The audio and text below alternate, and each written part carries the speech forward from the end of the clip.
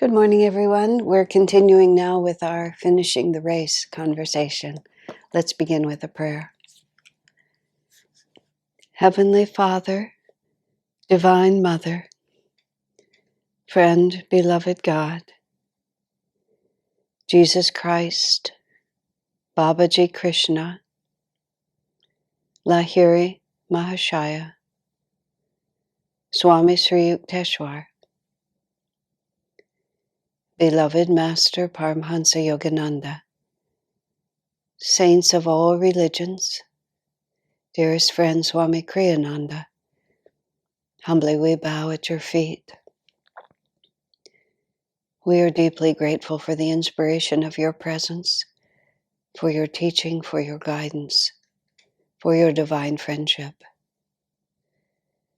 We have a job to do in this world, to share with others, and to come ever closer to you through everything that we do. Inspire and guide us, that we may walk steadily away from delusion and into the light. Take us by the hand. Lead us past all obstacles, that we may find ourselves always in thy company, in thy love, in thy joy. Om, peace. Amen. What Swami has written, which we're going to talk about today, is really interesting. It's just his choice of language. Um, language isn't everything. Vibration is really the greater transforming power. But Swami's mastery of verbal communication, of putting things in just the right way, so that you pick the issue up by the right string. Sometimes just simply in his teaching of discipleship, Swamiji has commented that when Master would teach in public, he would teach many different aspects of the spiritual path.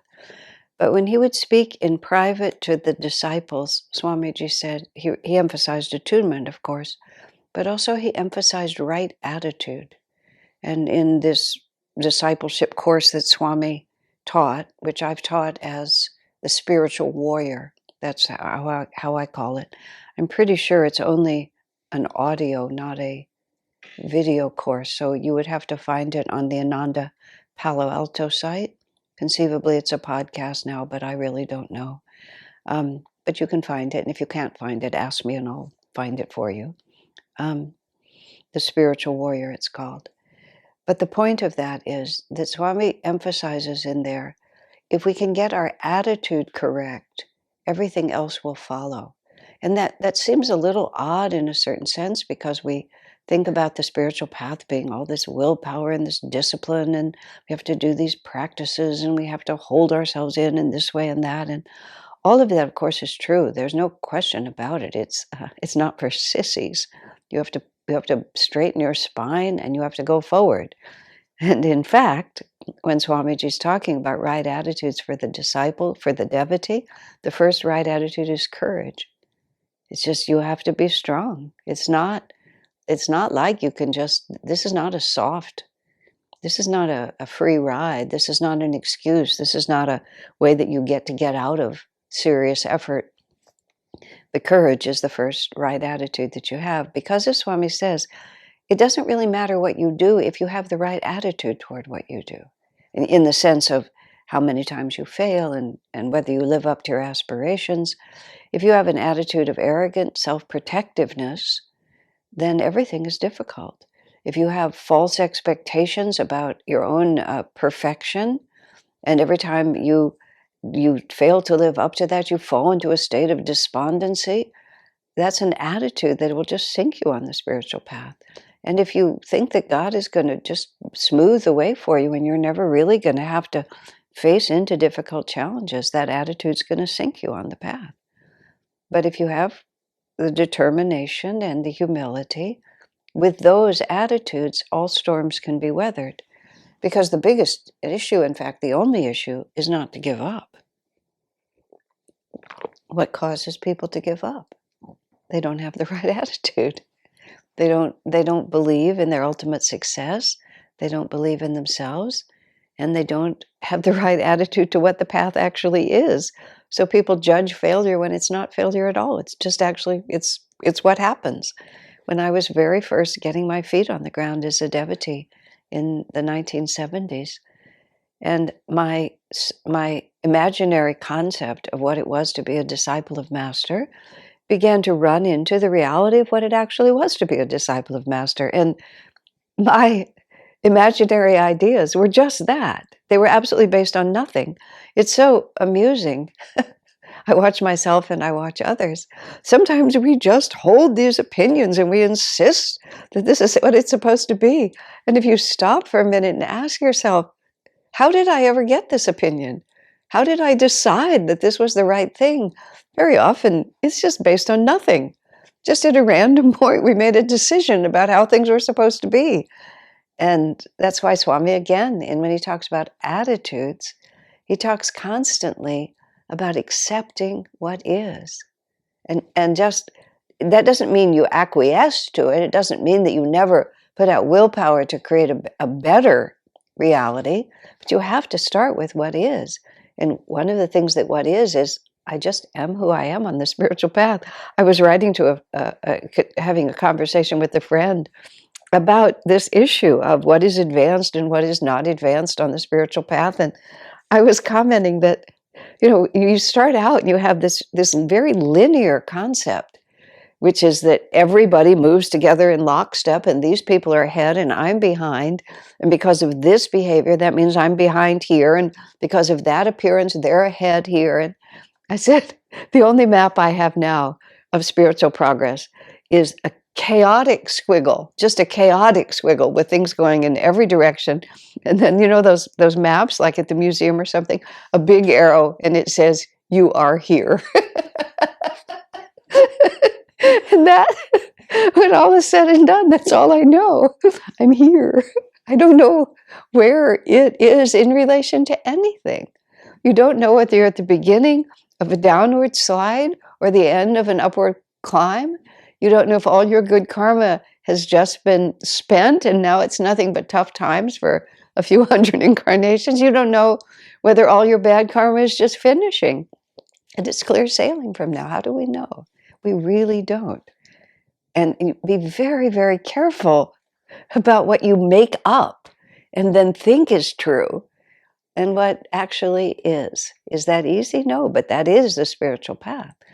So now Swamiji, and I was talking about his wonderful wordsmithing.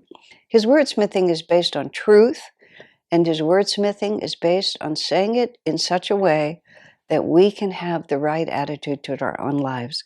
So he has this here. If you've ever desecrated your own higher self-image, that's the phrase that if you've ever desecrated your own higher self-image, I think it's a very careful reference to sexual misbehavior, your self-image, but desecrated your self-image, meaning that you've really done something that you just feel ashamed of. And we've all done things that we just feel ashamed of. I mention sexuality because that's one of the things that happens to people. Temptations come and we just follow it through. We become infatuated. It doesn't have to be sexual in any way, but we become infatuated with a human being and we leave the path to go off and follow that will-o'-the-wisp dream of who this person might be. And we get infatuated with becoming a scientist or a great pianist or a great artist, or infatuated with some idea that we have this special destiny that we're supposed to carry out. And then later on, infatuation is a very interesting word, and it appears several times in translations of the Gita. And Sri Yukteswar refers to it in Autobiography of a Yogi when he talks about he became obsessed with owning this particular ugly dog and that no one could talk him out of it. It was the only dog in the world for him. And its charms were lost on everyone else, but not on Sri Yukteswar himself as a child. And he says infatuation is blinding. Desire is blinding. Attraction is blinding. We just see something that isn't there. I remember this situation in the community. There was this man who had come there as a young man. He was a very fine person, had a lot of nobility to his character. But this lady came, and she was a perfectly nice lady. There was nothing wrong with her, but she wasn't spiritually deep like he was. And she bewitched him. And Swami, he couldn't interfere because it was not his way to interfere. But he did what he could, mostly through others, to try to essentially say to the man, she's not who you think she is. And the way Swami said, she wasn't a bad person, but she wouldn't help him spiritually. And he became infatuated with her and went off with her and married her. And we never heard from him again, except maybe 25, 30 years later. He showed up one day at the temple here, and he sort of stood in front of me like people do, and I knew that I knew him. He had to identify himself. He looked so sad. That's the only word I can use for it. He just looked sad. And he'd had a career. He named some well-known corporation. He'd had an executive career with, I don't know, it was like the Cheerios company or something like that, General Mills, just some straight American company. So he'd been an executive, and he'd raised children, and now he had grandchildren. But he standing in front of me, standing at Ananda, we both knew what he had lost. And of course, it's no harm. Next time he'll do it. But if you ever remember if you've ever desecrated your own higher self-image, and by that this is who I am spiritually, but this is how I'm behaving. And whether that's some sensual misbehaving of drinking or drugs or sexuality or just infatuation, that I know I'm destined to live a deeply spiritual life, but instead I think I'll make money. Instead I think I'll try to get famous. Instead I'll fall in line with these people. I had a very funny experience once. I forget about this because it was so comical to me, but I realized it wouldn't necessarily have been comical to everyone. This was very early here, meaning when I was already in Palo Alto. It would have been in the early 90s. And this couple, they were nice people. They were fun. They had energy, and they thought they could make something really big out of me.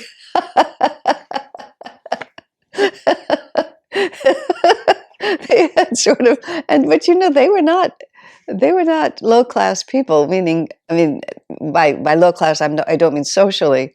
I mean they were a class act. They may have had the capacity to do it. They just thought they could really make something of me.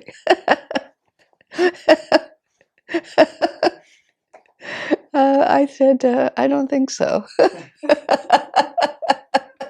But I could see them changing my hairstyle and changing my clothes and just trying to make something of me.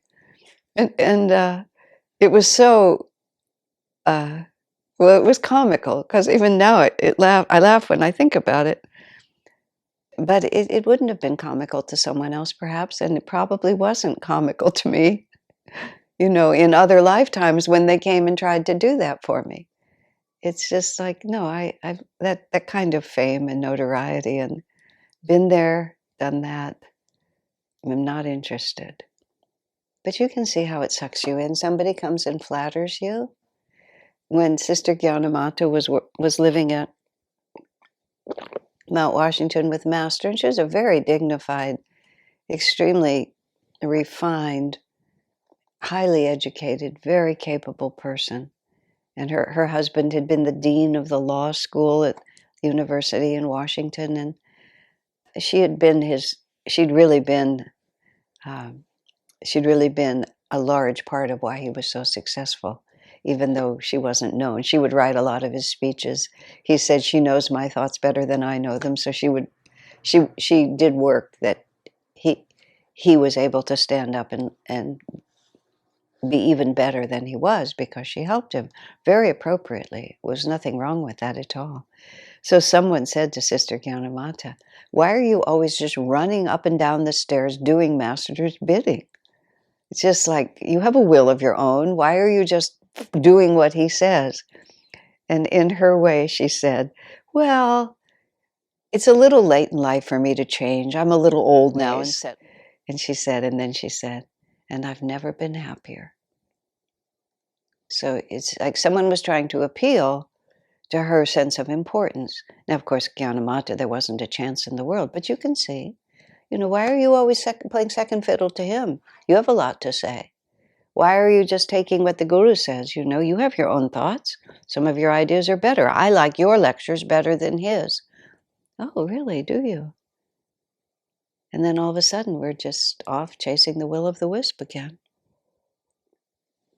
Swami has a word for that. And that's desecrating your own high spiritual image. Here I am, I could be a devotee, but instead I've decided to be a worldly person. Swami has a word for it, and the word he uses is folly. Folly's a good word. So let me finish what he said. If ever you've desecrated your own higher self-image, face that memory frankly, but calmly and dispassionately. Don't seek justification for your mistakes. And don't beat yourself mentally and emotionally for having done wrong. Rather, say to God, and here's the key that Swami says everywhere, it was God himself, view whatever mistakes you've committed as having been made by God through your own dream existence. He says, rather say to God, it was you, Lord, acting through my ignorance. Come fully now into that experience. I want to share it with you, that I may understand fully what it was, really. Your energy, which I directed wrongly by my folly. I won't cling to that folly any longer. I release it. I watch it evaporating into skies of infinite bliss. Help me to see the truth. Compared to your light, my folly has been empty darkness, forever foreign to my true self. Now, is that going to be an easy meditation? Probably not. Desecrating my own divine image carries with it, almost inherently in those words, desecration carries the word embarrassment and shame. That's how you would feel about it. You're given something that's extremely valuable to you, that is sacred to you, and you find it later sort of stored with your shoes in the closet. And it's like, wait, what did I do? This was something very precious to me, and now I don't have it anymore. How could I be so foolish? That's where the word folly comes from. How could I have been so foolish? I was holding a treasure in my hand, and I tossed it aside and went chasing after coal. That's how it looks like in retrospect. But the only way that we do that, and the way he put, when you have desecrated your higher self-image, the implication is, and I believe this is a unique kind of difficulty that we're trying to let go of, because this is the difficulty where you knew it was a mistake at the time. It's quite different when you're following sensual habits or egoic habits, and it hasn't yet occurred to you that there's an alternative. And that there's two kinds of errors that we make in our lives. The one is the error where we didn't even know it was wrong. We just went ahead and did it. I mean, I've had, this is somewhat of an extreme example, but nonetheless, I've had women come to me who earlier in their lives, before they became devotees, for example, terminated a pregnancy and just didn't think anything about it. But then after they come on the spiritual path, and Master talks about the sperm and the ovum coming together and that life begins at conception, all of a sudden they see what to them at the time was something that they didn't give that much serious thought to, as something much more serious than they thought it was to them. And I know that people's circumstances vary enormously, and I am not here to judge or to cast aspersions on anyone. I'm only telling you what I've experienced, what people have come to me with. This is not my own experience. And they said, but you didn't know any better. I mean, you didn't have a context for it. You hadn't yet heard what Master said about this. You made the best choice that you could make, given the information you had. That's one kind of error. The other kind of error is when you know it's wrong, and you're just going to do it anyway, because you want to, or because it's uncontrollable. The impulse is uncontrollable. And Arjuna presents that question to Krishna. Why, again and again, against our better judgment, as if compelled by some force that is not ourselves, do we continually do that which we know is against our self-interest? Desire, attachment, anger, that's what Krishna says. That's why you do it. Desire, attachment, egoic self-aggrandizement, desire for pleasure, habit of giving in to pleasure, attitude of I never get what I want, I'm finally going to get what I want. I mean, just under the influence of bad companions, environment is stronger than willpower. Everybody else was going that way. Tandava, one of the devotees, one of the light bearers here in Palo Alto, in April, he tends to participate in the April is Poetry Month, which I didn't know until I met Tandava. And during Poetry Month, he and many people try to write a poem a day.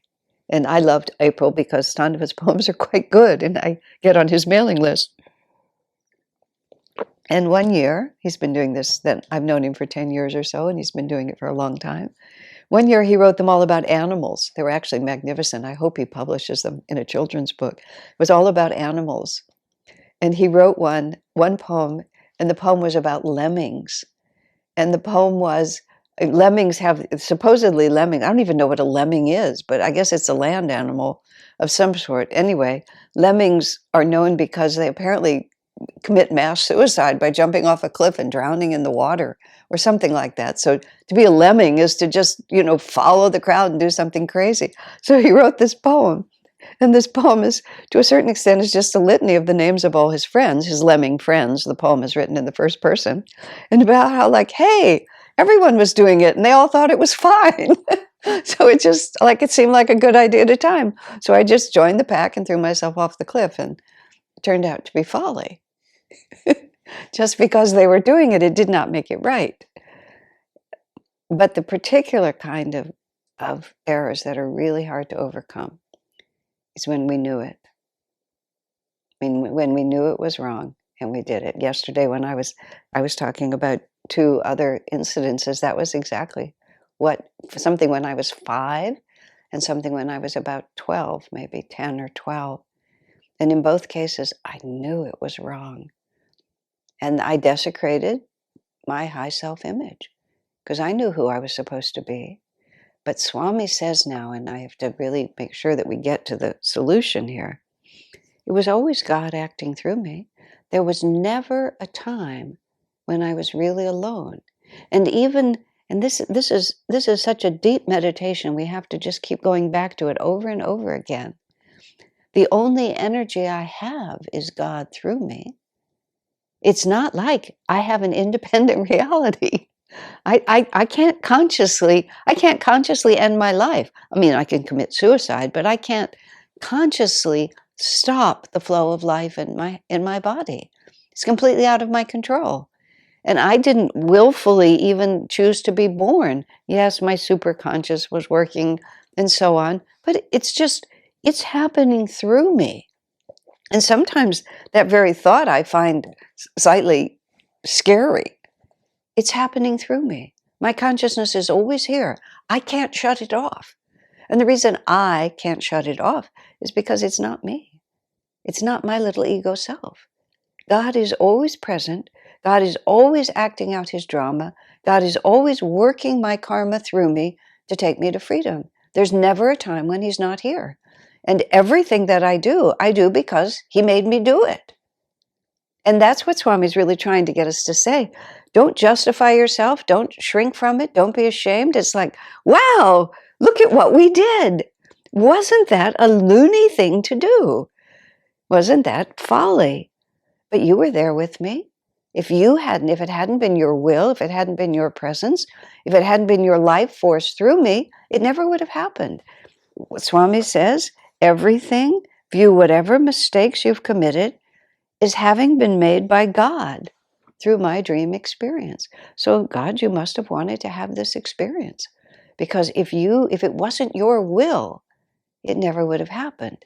Now, it wasn't your will for me in the sense that it's not taking me directly by the shortest route to God without suffering, but it was your will for me because it was the only possible way I could learn. So is it folly to actually learn a lesson? No, of course not. So it's not what we did that matters, it's what we become through it that matters. It's a tremendous important thing. I've started reading this book called Transcendent Journey, written by Swami Gyanananda, who was a contemporary of Swami Kriyananda. They actually knew each other in India. Gyanananda is actually Swiss, but he spent when he was about 20, he went to India and never came back. And he's a Gyani. He thinks very much like this. And this autobiography, which I'm 10 pages into, but it's marvelous, this one phrase in it. I know I said this, but I think it was in a different class. But if I said it yesterday at 9 a.m., I'm repeating it. He said, these are the events that happen to one person. He writes the book very impersonally. This happened to one person. He said, but any series of events could be put into place here because the events are only meaningful because they led to God realization. And that's the only reason the events matter at all. So our follies, they really make no difference at all. God just acted through us for one purpose, to bring us to God realization. That's the attitude, you see. Here it is. We did it. It was dumb. I said to Swamiji once, something was going on, and I sort of said, what? I was asking him. He had written it. He said, I did that because I was stupid, is what he wrote. I said, sir, you are many things, but stupid is not one of them. I said, it's oxymoronic when you say that. And I was criticizing his manuscript. You really can't say that. And he just said to me, but I was stupid. What else can I say? I said, yeah, but you've got to find other words. And in fact, he did. But that's just how it is. Yeah, I was stupid, but God was acting stupidly. And God was acting stupidly because that's how he chose to play through you and through me at that time. We're going to commit folly so that we can overcome shame, so we can overcome embarrassment, so we can rise to the level where we're so impersonal that we see even our follies were God acting through us in this dream world of my own. And that's where freedom comes from. And bad enough that we committed folly once or twice or a million times, we don't want to see it again. And what will bind it to us is shame and guilt and an unwillingness to just, even that was an experience of the divine. That's the kind of freedom we're really looking for. No, it's not easy to come by, but we want to solve our problems in such a way that they will truly be solved and not merely pushed aside or suppressed to come back out later and torture us again. Once is enough. That's what I've often said about things I've been through. I never, ever want to see this karma again. Having seen it now was just more than enough. Let's finish it in such a way that it never has a toehold in our consciousness again. God bless you, my friends.